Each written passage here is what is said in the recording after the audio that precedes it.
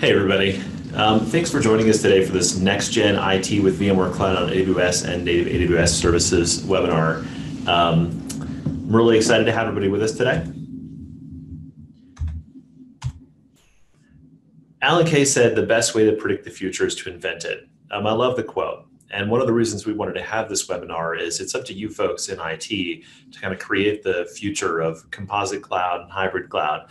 Today, we're going to walk you through VMC, what you can do with it, and then how it can integrate with native Amazon services to really help modernize IT infrastructure. And you guys who are joining us today can be the folks who help bridge the gap between the kind of old world of IT that we knew before and that journey to kind of getting a lot more value out of cloud services without basically completely burning the old building down. So I'm Matt Wallace. I'm the CTO of Faction. I'm happy to be with you today. I've been in the industry north of 20 years now. One of the things I really enjoy, about things like this topic is the fact that I spent probably 8 years plus of my career doing pure software development. So even though I've spent the kind of balance doing infrastructure and security, I have a lot of empathy for all the things that developers go through and what it takes to really deploy an application. Today I'm joined by Jason Crandall, who's a senior systems engineer with VMware. Jason, thanks for joining me. Absolutely. Yeah, so Jason Crandall here, a cloud solution engineer for VMware Cloud AWS. And my journey started with doing core infrastructure and moving up the stack from there, going to a private partner that offered their own private data center services. And then I've transitioned from there into the cloud. A similar journey to what a lot of our customers have seen as data center trends have changed over time. So I wanted to let everybody know, we're going to send out this white paper around this topic, integrating VMware Cloud on AWS and native Amazon services. One of the reasons we're not sending it out right after this webinar is we've come up with so much awesome content that we actually wanted to keep. And there's actually been so many people registered for this webinar, north of 700 people, that we really wanted to have the most awesome content we could. So we're actually still have the team working on this and polishing this, and we're going to send it out next month as a follow-up. Everything we're talking about today is going to be covered in there and in more detail. So it's going to be a fantastic blueprint for a lot of these things. Let me give you a quick brief on Faction here, because a lot of times when people go, when I say I'm with Faction, I go, Faction who is the standard response. Although I suspect that people in the VMware ecosystem are starting to learn a little bit more about us, but we're really unique in the sense that aside from having some very, very large cloud environments, as you can see, we're managing over 100 petabytes, thousands of hosts, tens of thousands of VMs. We've got 8 cloud locations, 1 in London, 7 in the United States, including overlapping the major Amazon regions in US West 1 and 2 and US East 1 in Reston. We're also an advanced consulting partner. And I think this is the thing that's pretty rare, is that Faction, being both a premier VMware cloud partner as well as an Amazon advanced consulting partner, gives us a really kind of fantastic technical background and bird's eye view for how these two worlds really unite. So we've been really excited to kind of blend those expertise for our VMC clients. Absolutely. That's a rare thing to find when we talk about our partners. Oftentimes a partner that can help with that transformation can only help on one side of the story, either going into native AWS or how they can help with VMware. So having a partner that's able to support both sides of that can really help drive some of these transformations that we're going to be talking about today. Yeah. So this is definitely very much in the wheelhouse. So we want to get started, and actually I'm going to go a little bit more in depth here, because it surprised me actually how many of the folks joining us today have not actually gotten a grounding on VMware Cloud AWS in general. A lot of you voted for the newbie category, more than I expected. So VMware Cloud on AWS is this standard VMware SDDC experience. And that means you're getting vSphere, vSAN, NSX, those capabilities delivered just as a service. It basically is a VMware environment where Amazon provides bare metal hosts and the kind of base networking infrastructure. VMware uses automation to put those VMware layers on top of all those Amazon bare metal hosts. And then you buy the service VMware Cloud on AWS directly from VMware. So it is a contract with VMware. If you have experience with VMware in-house, that's the great thing, is it's the same vCenter client that you're used to using. Everything, the concepts you're used to, data stores and network segments and so on are all there. There's attributes of NSX Edge and so on, those are in place. But of course, the great thing here is, it's meant to work with your on-prem environment. Things like hybrid link mode that let you see both your on-prem environment and your VMC environment in the same pane of glass. But then there's some magic that lets you access Amazon native services, which is certainly where a lot of the focus is today. And it's a great place to start looking at not only, moving some of your existing apps or extending some of your existing apps, but how you modernize, because it's really a lot more ready for doing integrations with public cloud services you might want to use with things like containers. Jason, why don't you talk a little bit about these use cases that you're seeing out there from VMC customers and what they're kind of adopting for? Absolutely. So data center extension and data center evacuation are key use cases. When we talk about an SDDC, today it starts at 3 physical hosts. That means we need to have, generally a larger footprint to get started than when we talk about traditional public cloud where, your developers can swipe a credit card, get started with a couple VMs. And because of that, data center extension, data center evacuation for, test, dev, and production workloads was a huge use case initially. And that's what we've seen for the last year and a half as a primary use case.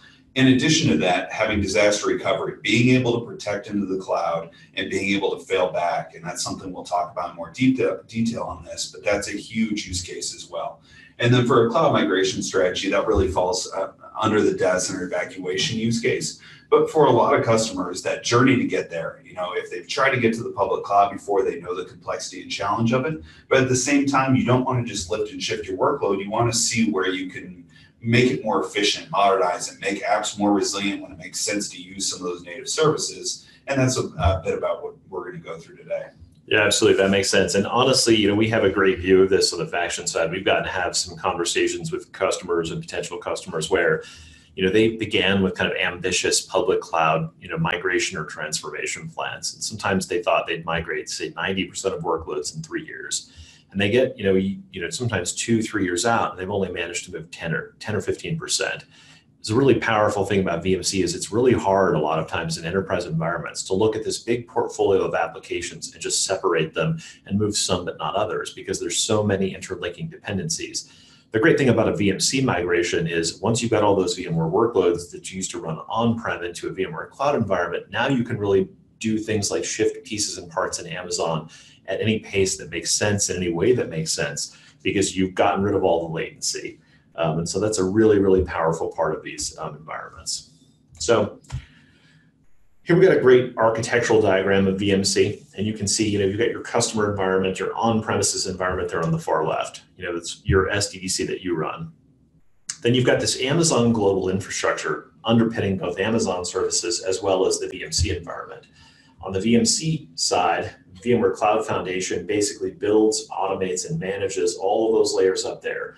Literally, you just click buttons in the portal. And we haven't included even any VMC screenshots, but I can tell you from experience, it's as simple as create new SDC. It's like a 2-click process, 100% automated, and there's a button to go and log into the vCenter. It's that easy. Scaling up is like a drop down where you pick 8 hosts and hit add, and it scales up in literally minutes, 6 minutes a host. So it's pretty amazing how fast it goes. The great thing though, and this is what we really wanted to highlight here, is this interconnection. So Amazon and VMware have worked tightly together to integrate these two environments. So the network that's powered by NSX on the VMware side is directly attached to the AWS native services through this elastic network interface. That means traffic can pass back and forth between NSX and the native Amazon VPC, that's a virtual private cloud, with very low latency because it's all in the same data center with that no additional network charges. So that's really fantastic. And this ENI is kind of the secret sauce that shows that VMware hasn't just put a private SDDC data center into AWS's infrastructure. The CNI is that interconnect that allows you to consume those native services with no egress charges in either direction. Now, one question that we likely hear here is, well, what's the point? Why do I want to consume native services? Why don't I just leave everything in vSphere and move it over? And can you answer that a little bit? Yeah, really, we're going to dive deep into this, and it really has to do with the fact that you can take a lot of those Amazon services and do really transformative things. And I talked a few minutes ago about this issue of people not being able to do piecemeal migrations, and that's where this lift and shift really nails it for the VMC environment, because once you've moved that on-prem side over, it makes it so much easier to very trickle in basically changes that involve Amazon native services. And got an interesting question I'm going to go ahead and answer here, which is NSX required on the on-prem side? And the answer is no. And in fact, you can even still do layer 2 extension from the on-prem side without NSX in here by deploying a layer 2 edge appliance into that environment that's included with VMC. Absolutely. So it's a better together story when we've got vSphere, vSAN, and NSX, but it's not a requirement. When it comes to being able to do the layers 2 stretch capabilities like you talked about, ideally we've got distributed switching with Enterprise Plus, but there's even ways to make it work with standard switch, which is designed for DVS switching. Yep. Awesome. All right, so we got another poll for you guys. It's coming up now. Because we've got so much material to cover, I'm going to ask, I'm going to get this up, and then I'm going to ask you guys to kind of answer the background as we keep going here. But, we want to poll the people here. And I understand that a lot of you guys have voted for not being super familiar with VMC, super interested in how important Amazon native services are to you. And that might be that, hey, yeah, you're a VMC newbie, but you're interested in it comes from kind of leveraging these two environments together. All right, thanks for everybody for voting on that. Keep voting. We're going to move on, keep talking about this stuff. So, to set the stage for today, what we're doing here is we're looking at an environment where we're effectively going to talk about migrating an app.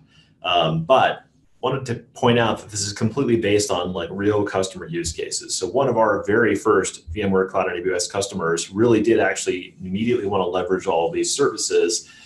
They had a data center closure that was forcing them to migrate the whole environment in less than 30 days. From the moment they signed up with Faction, we actually went, assessed, set up the migration, replicated the data, and cut them over in under 30 days. Had less than 10 minutes of downtime on the whole site. In the meantime, we implemented a whole slew of Amazon native services to kind of help make that go smoothly and to set them up for future success with the Amazon public cloud side of things. So their current provider was responsible for managing all their certificates. We moved their domains to Amazon, and we started using Certificate Manager to manage all of their certificates and issued those. We use Route 53 for their DNS. We set up network and application load balancers, which are the two flavors of Amazon's Elastic Load Balancer. We set up Amazon's web application firewall for security, replacing a hardware Palo Alto. We started distributing a lot of their content through AWS CloudFront, allowing them to kind of get their content closer to end customers and save money. So this is all based on a lot of real world stuff that we've done. So as we kind of dive into this, this is a view, if you look on the right here, a diagram of what you might look like as you migrated a traditional 3-tier app right into VMC. So you'll notice I'm showing the AWS cloud here completely, and there's this empty VPC, and then this lower part, you've got the VMware Cloud and AWS environment connected directly to the internet through the internet gateway. You get your web app and DB servers. There's obviously some complexity here. And in the kind of purpose of setting this up, we actually wrote a little sample application for voting on heroes, which we're not going to get too into, but it was based on this 3-tier architecture, looked pretty standard, and we're actually going to start moving this piecemeal. And the goal for the first phase of this is to kind of get to an architecture that looks a little more like this, where you've got Route 53 which is Amazon's DNS management system, serving the DNS records to the end customers. And then content is then accessed through CloudFront CDN for all the static content that can either be sourced from the Elastic Load Balancer, which means it comes from your web servers, or the S3 buckets, which is basically object storage where you can store static content and it's infinitely scalable and performant there for fetching things out, for feeding into CloudFront. And then behind the ELB, we're moving our web servers into Amazon because we have this idea that we're going to turn that into an auto-scaling group at the web tier. But we're keeping our app servers in VMware land because we want those to run in VMC. We don't want to have to refactor our application servers because there's a lot of dependencies and complexity there. And so this is kind of what our target looks like. And of course, the database server is going to be back there with the app servers. So we'll dive into how we do some of this.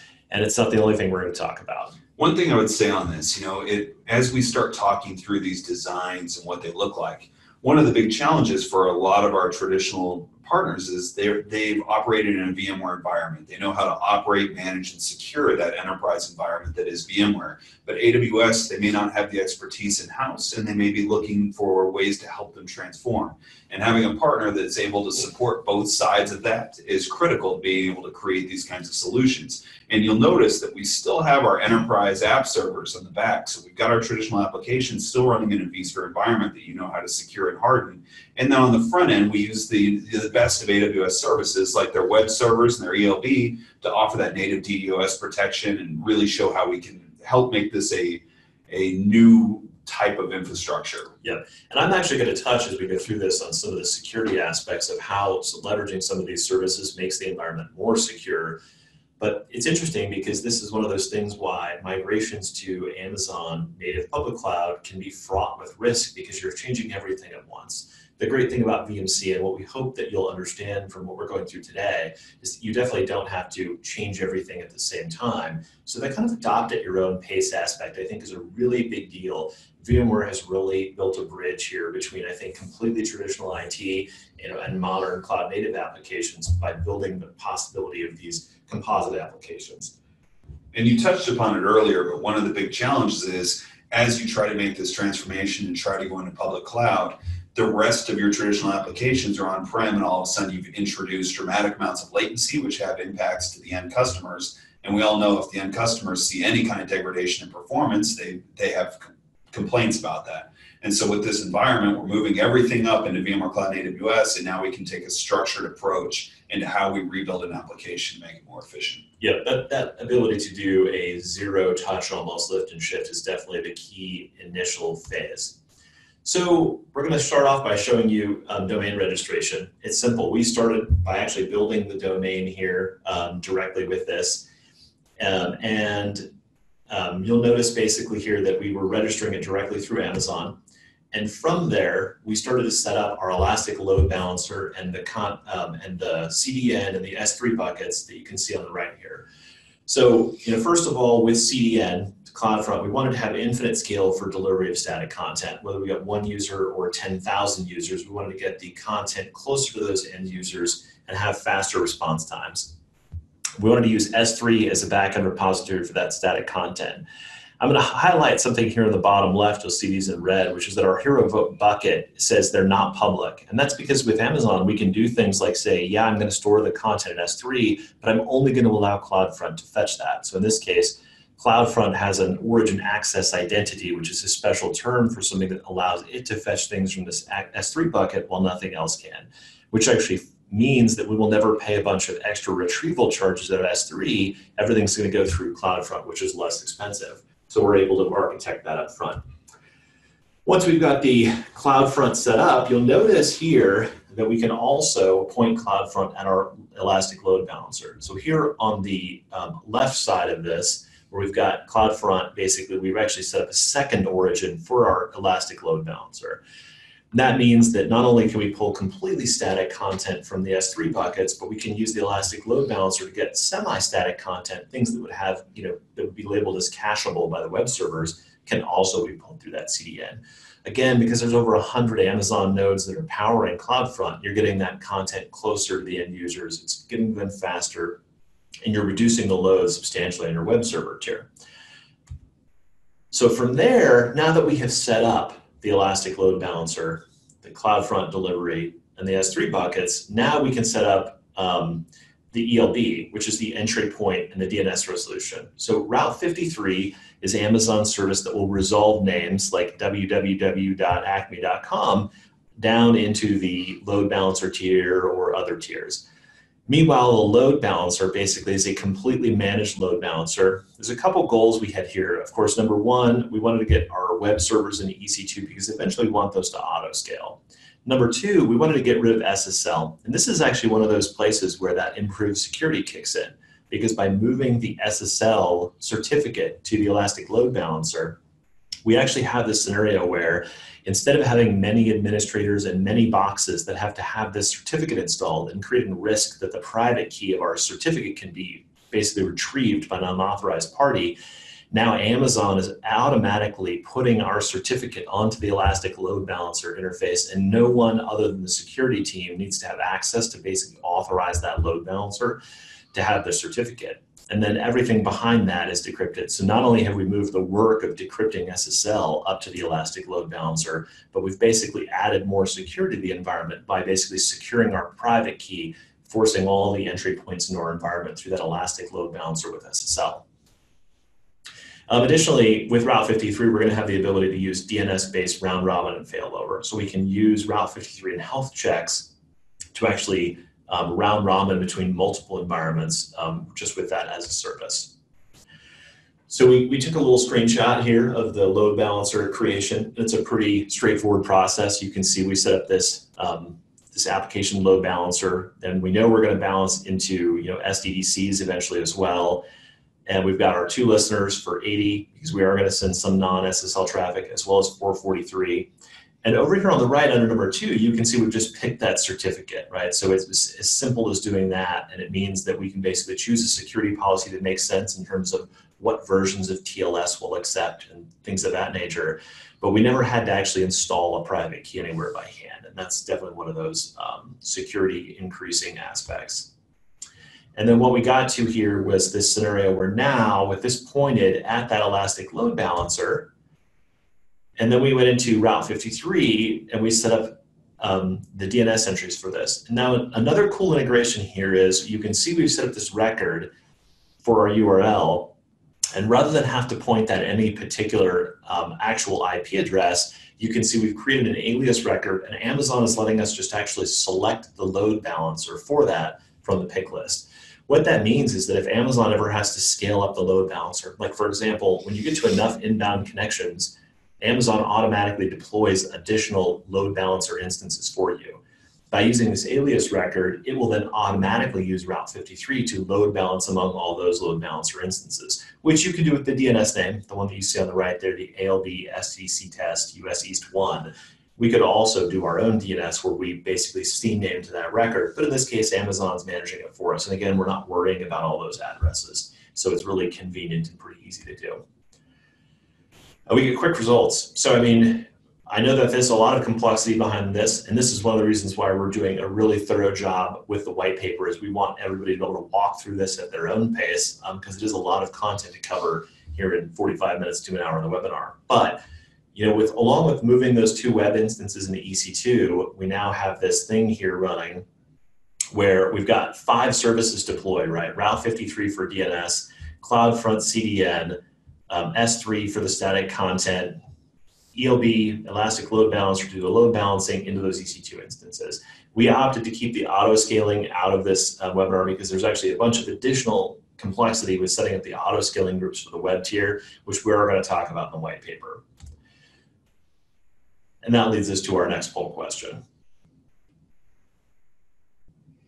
All right, so we're really curious too, obviously, and we know that a lot of people here are kind of new to the VMC side of things, and we know that a lot of folks of you probably have pretty deep VMware expertise, really curious about kind of the depth of Amazon experience in your organization. So this isn't necessarily you personally, this is your organization, so feel free to vote if you know that you've got maybe you're a VMware administrator, you VCP or a VCAP, and but you know that you have a kind of public cloud team that's got a Amazon certified solutions architect. Feel free to vote appropriately.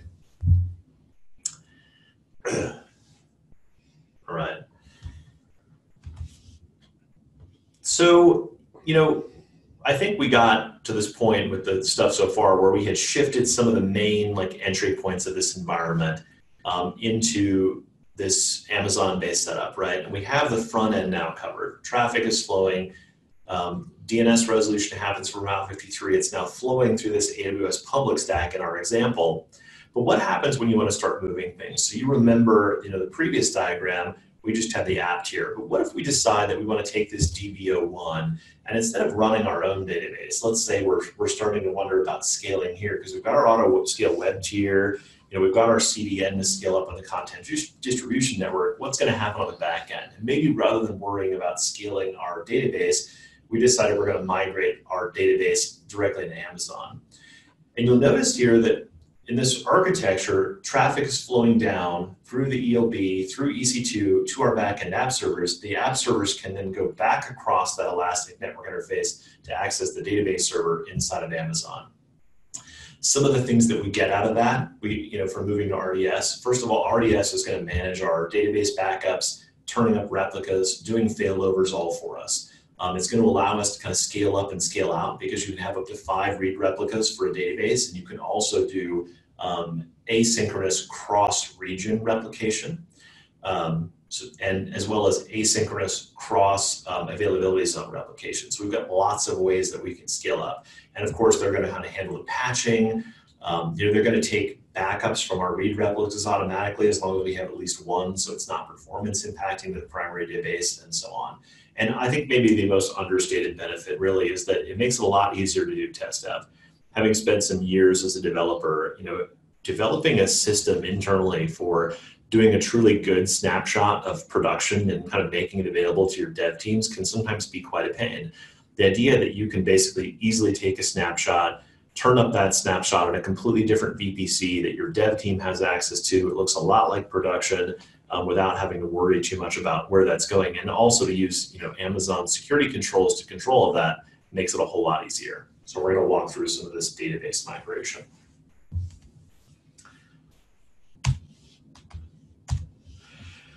So in this case, we're kind of showing here on the left, we're showing the creation of the database, right? We picked our production MySQL, and we labeled it, and we added on the VMC side. You'll notice we went into NSX here in number 2, and we actually specifically said that we wanted to permit SSH and MySQL from the VMware Cloud on AWS environment into the connected VPCs. And then in our theoretical app here was built on top of Python with the Django framework. And you can see here we're actually using Django's commands to dump our data from our voting application into a basically backup file. And then we've gone into the config file for our application, and we've actually updated our host to be the Amazon host instead of our internal database. And then in step 5, we actually built out and rescaffolded our database and then dumped the data back in. So it was pretty much as simple as that. Now, obviously, depending on how big your database is, you might want to pursue something that's a little more complicated where you don't actually have to be down for any time. Like, for example, setting up replication from your VMC environment into the Amazon RDS database, which you absolutely could do. And then once we've moved our database to RDS, now we're thinking, hey, we have this redundant web tier. We've got the scale out of the redundancy on the CloudFront distribution network side. We've got our static stuff in S3. How about this access to the app servers? We have more than one app server. What if one of those goes down? So interesting thing about Amazon and constructing these architectures inside of Amazon is that load balancers don't need to be public facing. So in this, what we're actually showing is we're going to take another completely separate Amazon Elastic Load Balancer instance, and we're going to put it in front of our app servers, which we've called the API ELB here, labeled number 8 on this diagram. And we're going to actually hit that load balancer before we cross into the VMC environment and let that load balancer distribute requests from the web tier into the app tier. So now we've created that true redundancy all the way through the stack. So here we've got the load balancer, and then it's also going to potentially allow us to scale up on the back end, because now we could have more app servers. We could potentially set it up so when they're working correctly, we can actually clone out more copies of those using VMware clones and actually have our ELB instance actually scale up between more of those app servers. So one of the reasons we wanted to show this too was kind of show directly the load balancer setup as it goes from inside of AWS going into the VMware Cloud targets. So the neat thing here is when you're setting up load balancers inside of Amazon, you can pick things like EC2 instances or auto scaling groups as targets in this drop-down box. But in this case, we're able to pick other addresses, and that's addresses that can live outside of your VPC. And prior to AWS, I think maybe the most common use case of using this was either load balancing to instances that were in other VPCs that were connected by VPC peering, or it was to load balance to things that were connected across Direct Connect. If you were using a facility like a CoreSite or an Equinix that was really close to Amazon, and putting physical infrastructure there, you could actually use AWS and load balance across direct connect into those environments. In this case, we're actually specifying the addresses of our VMC servers, and the 192.168.1 network is actually backed by NSX in this environment. So pretty cool there. This is a really simple way of us setting this up, and now through this load balancer, now this becomes the new target for our web servers to access the API that's running on the app servers, and now we've got that load balancing and that resiliency baked in that protects us against an application server failure. All right. So super interesting here because, of course, one of the things that I think might come to mind about all this is we keep talking about resiliency, resiliency, resiliency. And part of the reason why that really matters is a lot of these services that we're talking about are not necessarily just useful for, hey, I want to move an application to Amazon native or VMC and then just kind of scale up and go composite. They're useful for, what if I'm doing a failover? We find that a lot of our customers have specific functions on-prem that are handled by things like physical Palo Altos or physical Ciscos, and they're a little dicey on how do I get this same functionality in the cloud when I don't have similar hardware in the cloud. And so in that case, if you're thinking about using VMware Cloud AWS as a disaster recovery target, you may think, hey, I can recover my VMware workload, but what about my what about my load balancer that does my cell? Those things use hardware SSL decryption to make it fast. How am I going to replicate that? So a lot of the principles that we're kind of showing you guys today, things like leveraging that elastic load balancer, make AWS effectively this Swiss Army knife of replacing, on-prem equipment in the case of the DR. So let's talk for a minute about why you might want to use VMware Cloud on AWS for the disaster recovery use case. And I think the first and foremost thing that comes in mind here is compatibility. And there are several tools that let you recover out there to the cloud in various forms, either public cloud or private cloud. But all of those really suffer from kind of one of two problems. Number one, if they're recovering to public cloud, you end up either having to do things at the guest level that can create incompatibilities or slower RTO times, or you're recovering to a private cloud environment and you end up having to switch from like a vCenter interface to a vCloud Direct interface. And then you've got a team that's really having to change tools right as they would like to have familiarity the most, right? The middle of a disaster is not the time you want to have to start using a new tool. Secondly, you have obviously full cloud recovery. So the nice thing about VMC for a cloud recovery is it's scaling up on demand, right? The ability to add a host in 6 minutes means that your VPC can really scale up. Likewise, in terms of failing back and reprotecting, you've got this full compatibility from the VMware stack because unlike most of the fail into the clouds, it's a simple same interface from either side operation to say, I want to reprotect these things and then do a planned migration, planned failover back to on-prem. So that's great. And of course, from a solution completeness standpoint, we're talking about a full SDDC experience on the VMware Cloud side. And of course, you've got all those Amazon services to complement that. Now, one of the things that we encounter with DR as a service, especially those that have looked at VMware Cloud and AWS, is the fact that when we talk about the stack of being vSphere, vSAN, and NSX, the storage is directly tied to the host, meaning that for a DR use case, we need to add additional hosts to add capacity. Now, for a lot of customers, when they're looking at DR, they're looking at kind of a warm DR site where we have everything configured, we're using site recovery, we're getting it all stood up, but we don't necessarily want the actual number of hosts that we need until a DR event were to occur. What do you do to account for that? What do you have available? Yeah, so it's really interesting. This was a big issue that we kind of identified when we first learned things about VMC in the kind of middle of 2017. So one of Faction's other services that we launched at the end of 2016 is a service called Cloud Control Volumes. And we built it to be basically a storage array in the cloud, if you will, that can attach to multiple clouds at the same time. As we dove into becoming a very big VMware Cloud on AWS partner, we realized that we could take that same storage and attach it to VMware Cloud. And so now VMware has built an integration with our storage service where we can attach additional storage into SDDCs. So you can have, say, a 3-node cluster that's up all the time. It's got, say, 15 terabytes of usable vSAN storage, but we can attach another 100 terabytes to that to help make it a more capable sort of recovery or DR landing zone. That way you can turn the compute up on demand, but have that storage there kind of all the time, steady state. And that's actually covered in depth in this white paper. This whole recovery to the cloud with VMware Cloud AWS, there's both a webinar that we did where you can catch a recording of that, as well as something like a 30-page white paper here that goes into a lot of the details. And we cover tons of things in this, like, for example, how long does it take to turn up an SDC really? How fast are adding hosts in our tests? Lots of details about things about RTO and RPO and how VMware Cloud on AWS is or is not appropriate for kind of all those different RTOs and RPOs. And of course, we cover the storage solution that we have that really helps a lot with the DR side. Now, there were two storage questions out there. One was, can VMC consume block and CIFS storage from cloud volumes on tap? Yep. So the answer to that's yes. From a guest perspective, if you have workloads that are running in VMC, you absolutely can tap into cloud volumes on tap. That's essentially, you're going to have to do a little bit of work to basically handle the networking, to make sure, of course, that those on-tap instances are running in the VPC that's connected to VMC.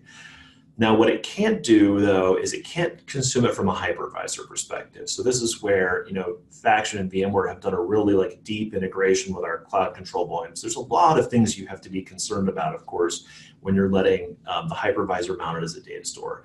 So we've worked really tightly together to make sure that operationally that's really consistent and that it's scalable and so on. So absolutely you can use cloud volumes on tap, but you only from a guest level. Right. So guest attached storage, be it S3, cloud on tap, whatever that is, can be attached to the guest. But the only thing that can be a data store inside the SDDC is the native storage that's presented by vSAN, as well as the storage offered by Faction. Yeah.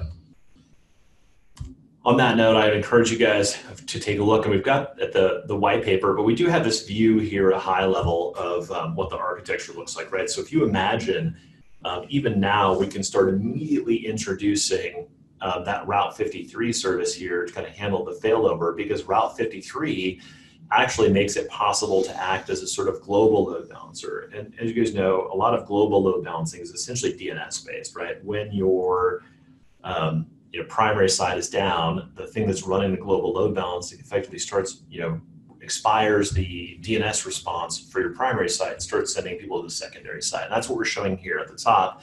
We see our users, they're making their requests all the time to Route 53. So we're not managing DNS anymore, but otherwise our primary side, our on-prem data center looks completely the same. But then if we have an issue that takes out our primary data center, Route 53 can actually automatically fail us over to that architecture that we envisioned on the secondary side. And remember, with this thing here where there's a lot of things that we can build there to kind of make sure that that scales up on demand. And we'll take a quick look here at how this kind of gets implemented directly in Route 53. So, remember, as we're thinking about DR, we've got a few strategies we can use, right? We can maintain that auto scale web tier. And even if it takes us some time, like even if we're spinning up the VMC environment, for example, was like largely on demand, we can have a bit of a web server that's running in place that only gets dropped into when the primary site is down that says, hey, we're working on this, for example. Of course, we're going to use Route 53 health checks, and that's what we're showing here. You can now see we've got two different records for the same domain and the same host.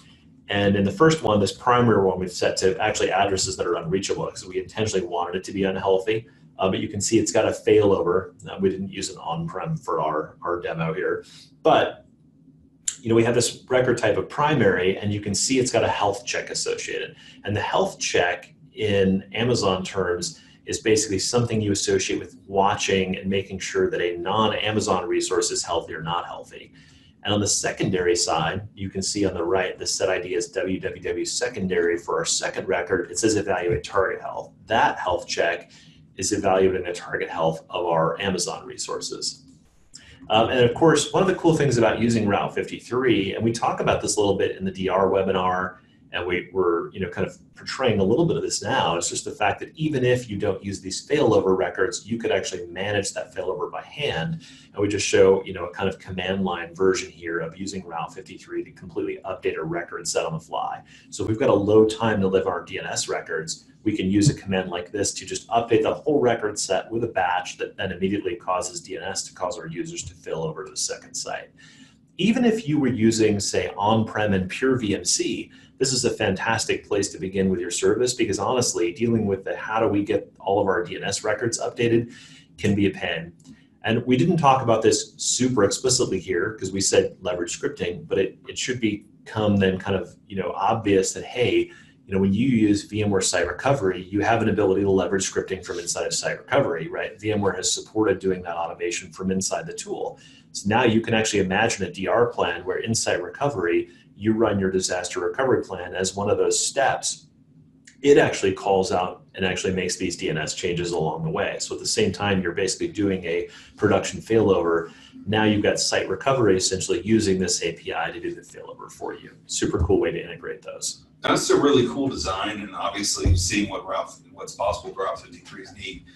But as we're doing this a step at a time, what if we're not ready to consume that service and we have all our records with GoDaddy? Can we continue to do that? It's not mandatory that we use Route 53 to enable this, right? Yeah, not at all. I mean, obviously the DNS, if you think about this from that perspective, we've got a primary site, we've got a secondary site. They could just be like any two sites, even any two VMware sites. If you get your on-prem SDC, maybe you have a secondary data center today with a full VMware stack and you've been thinking about shuttering that secondary site. Moving that to VMC makes a lot of sense because now you can scale that site up on demand when you need to do the recovery, especially with the faction storage to land all that extra storage on for the DR use case. Makes it really, really feasible to do that. A lot of cases, it's much more economical than having a secondary data center. And then whatever you're using for failover today for DNS or rerouting your users would work in the same way, because at the end of the day, VMware Cloud AWS is a VMware environment just like your own. So we have a couple more things that we wanted to get to before questions. And I'll be honest, we were working on even more content. And we had to peel it back here because we realized that there was so much depth to the things that we were talking about. We weren't going to have enough time to cover all this. But one of the things we wanted to talk about here was number one, first of all, VMware has some cool other cloud services that are not VMware Cloud AWS, but do work with VMC. Like for example, here, we deploy a VMware Log Intelligence service. It automatically starts getting all of the events from our VMware Cloud instance. So you can see those there in the bottom left. We've got those coming in. But more so, we can then take that VMware Log Intelligence service and forward those logs directly into our cloud instance. So now we can spin up, for example, a Splunk that runs inside of AWS, and then we can actually forward those. And we actually have customers that are actually doing this because they were already big Splunk shops. And as they made this migration, they wanted to continue to use Splunk to manage their VMC environment in the same way they use it to manage their on-prem. Super cool stuff. So we'll get into that a little bit more in the white paper. Additionally, one other thing that we thought was super cool, and this gets to my inner developer really loves this sort of thing, is, okay, we thought about moving our web tier to Amazon. Well, what if we had this voting application where people voted and say it was anonymous or there was like a lengthy sign-up process? But our team really wanted, without having to write a ton of code, they really wanted to add like a social login into that, or just in general add a piece of login functionality to it. So you can see here a little bit of a teaser for using AWS Cognito. Cognito is a service that lets developers pretty easily add a full social login to their application. You can see on the right, we've got the screenshot of Amazon's identity of a user pool identity, which is all the people who are going to basically sign up for your app. And then over on the left, we've got a little bit of code that's going to show us kind of fetching some of the key information for that for OpenID. But yeah, it basically allows you to federate Google, Facebook, Amazon logins directly with your existing applications, including your VMware-based applications, obviously using VMC. So we got super excited about that. We've never actually seen anybody talk about this particular integration, so we thought it'd be fun to include. We didn't have space, but please do sign up and check out that white paper when we get it out. So with that, we've got one more poll to ask you guys, and we did manage to save 15 minutes for questions. We had a lot of questions come in our last webinar. We had a huge pile of questions at the end, and I figured with this one, we were probably going to have even more. So I'm excited to see what you guys have to ask. Start piling those questions in, and please go ahead and pick whatever integration you think is the coolest so far, you're most excited about using in your environment. Please throw it in there. There's still time to influence the final draft of this white paper. Some of the questions that we saw is, how does pricing work with VMC on AWS if you wanted to go hot? And the answer to that is when it comes to VMware Cloud and AWS, we charge per host. So you can pack them as tight as it's possible for your workload, and that can really add to the efficiencies of this versus traditional public cloud where you're buying on a per VM basis for sizing that you need. Now that said, especially when we talk about DR for the use case, it really depends on what your RTOs are and how quickly you need to be able to spin up the entire workload. You have the ability to buy on-demand hourly or do a 1 or 3 year reservation, and you can mix and match. So we can have a predefined set of resources available for all those tier 0 workloads. And then maybe tier 2, the stuff that has a lower recover time objective, we have the ability to scale up. Now that said, even with a lower recover time objective, we're still adding hosts within minutes. So it kind of changes the whole equation. We're not talking days or weeks to get this hardware up and running. It's literally minutes to get it up and going. Yeah, I mean, obviously, depending on your sort of, RTO, RPO requirements and the way that you want to construct things, there are a lot of ways to use VMC. I mean, the fact that you can sign up and use it on demand, it's less than 2 hours to provision a completely new SDDC. It takes, I think the last run was 94 minutes, I think, from start to end, and it's completely scriptable. VMC has an API, so you can actually build all of that up. I think what's interesting from there, of course, is, we do have some people that we've talked to who are interested in doing things like replicating their data into AWS native and then actually turning up a VMC SDC on demand to kind of make some use of that, whether it's test dev or recovery. It's kind of not our model right now at Faction for doing DR with VMC, but there's nothing invalid about that. It actually, it's a colder DR than we like to do, but it actually does make sense logically. Sure. Dell even has a solution that they can use their backup product with data domains to be able to back up into S3 repositories and then hydrate the SDDC once it's needed. Now, again, that's for lower recover time objectives, but it is a viable solution that can be created. Yeah. Another question we had was regarding Zerto and whether or not they can continue to use Zerto for DR. Now, it is important to note that with VMware Cloud and AWS, this is a restricted access model. VMware owns, operates, and maintains the infrastructure. We do all the patching and maintenance. And that means that VMware is the only root admin into the environment. We have cloud admin credentials. And what that means is no custom VIB installations and no root access into the ESXi hosts. And so that's going to limit some third-party applications. And Zerto is one of those ones that today is limited to it cannot be installed directly into VMC. Right. VMware's got to support these environments ultimately and do things like automated patching. And that's one of the reasons why we did the cloud storage integration with Faction. It was impossible for them to just go and let people say mount any random storage, without any sort of checking because of like how much complexity and sort of different variations of config there are on that. Somebody asked, actually, and I see Jason's actually answering some of this in chat too, but about RDS as a load balancer. It occurred to me when somebody was asking, hey, RDS is a service like load balancer, is it an add-on service and not its own category? So RDS, Amazon's relational database service, it is a service from Amazon. It is totally unrelated to the VMC environment. It's something you would run in your connected VPC. But one thing I realized might be driving this question is the fact that, of course, VMware announced RDS on vSphere. So we haven't actually seen that, the release of that to kind of get hands-on and play around with it yet. But it is a good point, as these integrations and these deepenings of this relationship between Amazon and VMware happen, we could come to the point where I fully expect that RDS on vSphere will run on your VMC host as well. And so it's very easy for me to imagine a world where you actually have a whole set of Amazon services where you can actually pick which side of this equation it runs on. I'm excited about that. Absolutely. And the way that works is, for those that are familiar with RDS, you have a portal inside native AWS to manage your RDS instances, and you choose the location you want those to deploy in. And when it comes to RDS on vSphere, that'll effectively be your own private destination that you have in the dropdown.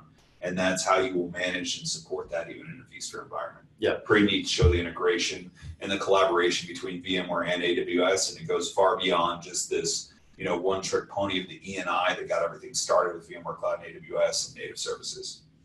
Cool. Yeah, and I wanted to comment too a little bit further on that comment about the scaling up too, because we do actually detail the exact scale up times that we found in our testing in the white paper on DR. But we've found there that it was basically a 6-minute process as a sort of baseline, and then add 6 minutes per host. So if you want to add one host, it's 12 minutes. If you want to add 3 hosts, it's 24 minutes, which means you can scale up from a 3-host cluster to a 16-host cluster in like just over an hour. VMware. So really, really quick process there to go from almost nothing to an 8 terabyte, memory environment. Pretty solid.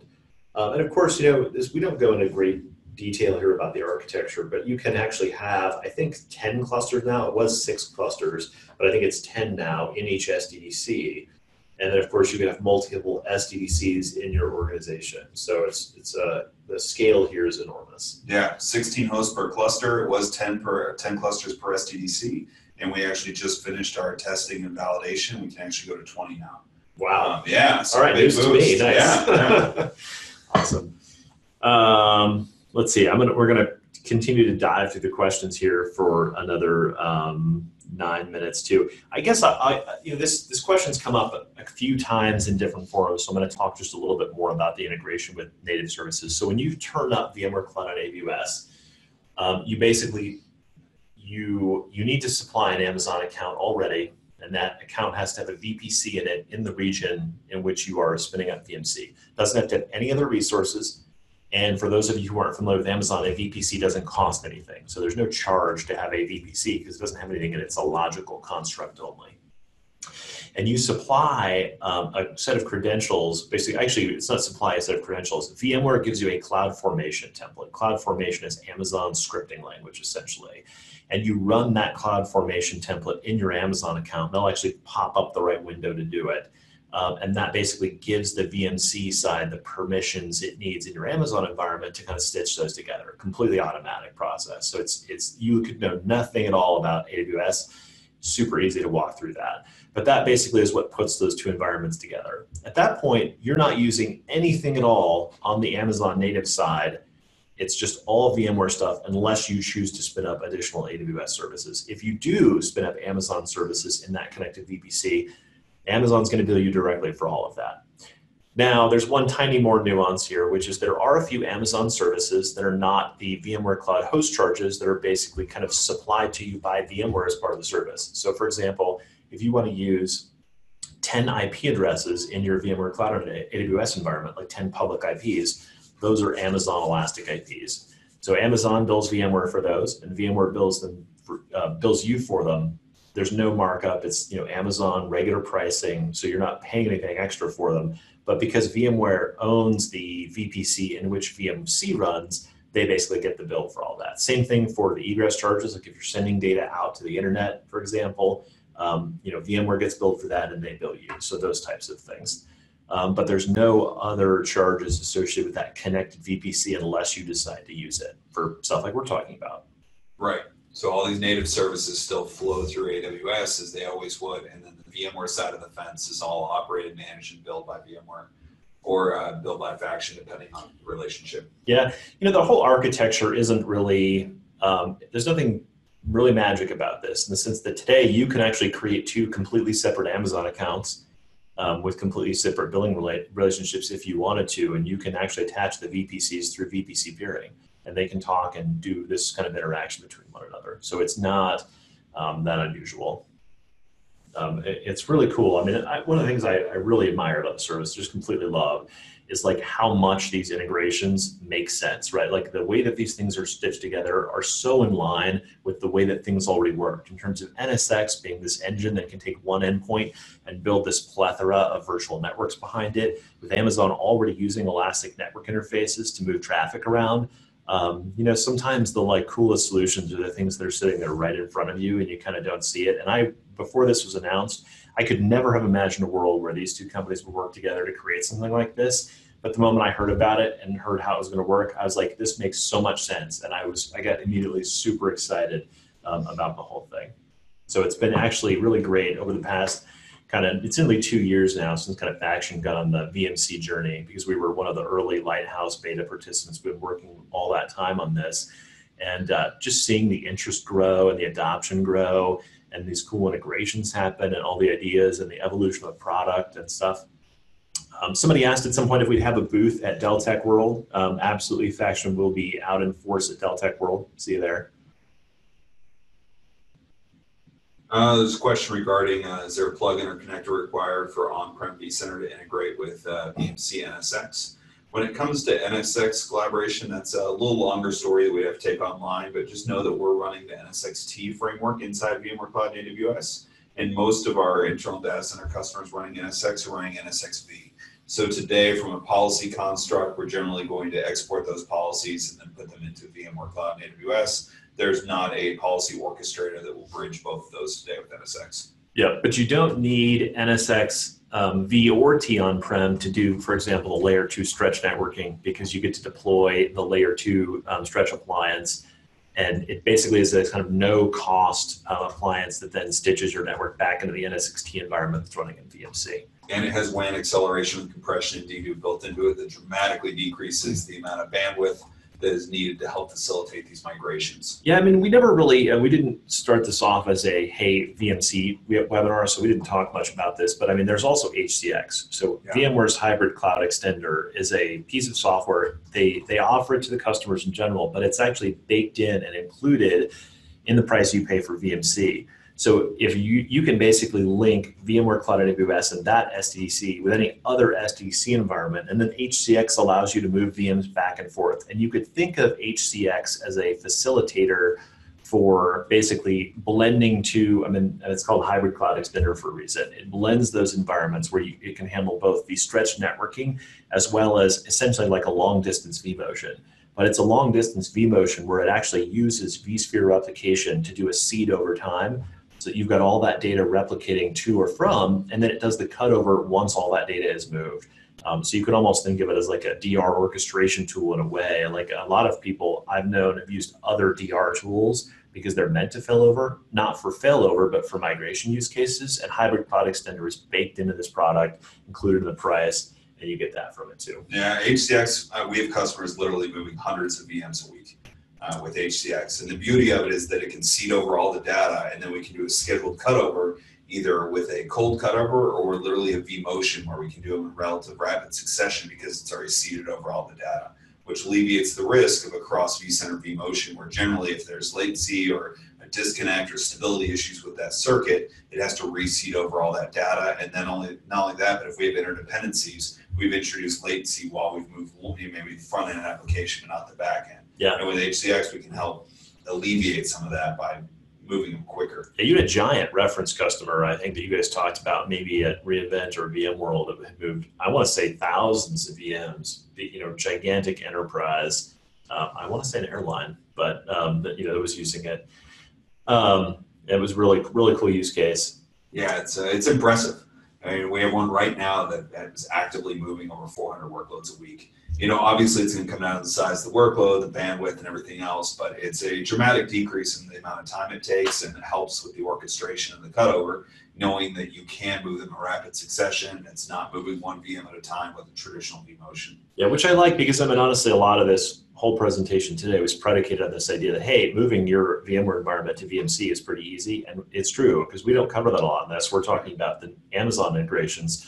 But you're talking about the next step. Right, it's the next step. But honestly, that's the thing. I don't worry about that because we see people moving hundreds and hundreds of workloads over in really rapid succession, which is, in terms of making that lift and shift happen, what a huge help that is. Somebody asked the question of, they said that they were using Red Hat CloudForms for private cloud VM orchestration. Can we use CloudForms in VMC?